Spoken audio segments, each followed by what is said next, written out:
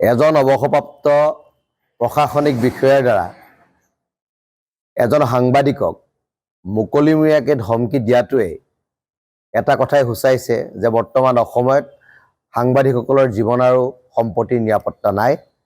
তেখেতলোকে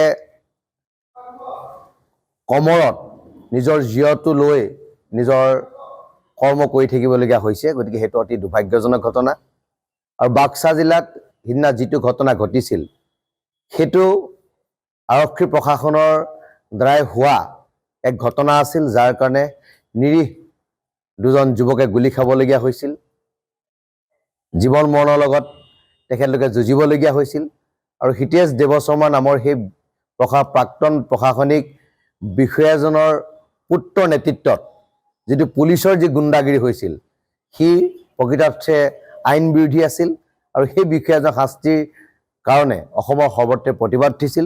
আৰু সেই পুলিচ বিষয়াজনৰ পিতৃয়ে আজি মুকলিমূৰীয়াকৈ বাতৰি সংগ্ৰহ কৰিবলৈ যোৱা এই ৰাণা ডেকাক যিজনে ধমকি দিছে সেইটো আচলতে গণতন্ত্ৰৰ পৰিপন্থী আৰু সেইটো আইনৰ পৰিপন্থী। গতিকে অসম চৰকাৰে এই ক্ষেত্ৰত বিহিত ব্যৱস্থা গ্ৰহণ কৰি এই প্ৰাক্তন প্ৰশাসনিক বিষয়াজনক জেল হাজতলৈ প্ৰেৰণ কৰিবৰ কাৰণে সদৌ আহোম ছাত্ৰ সন্থাৰ মজিয়াৰ পৰা তীব্ৰ ভাষাৰে অসম চৰকাৰক দাবী উত্থাপন কৰিছোঁ।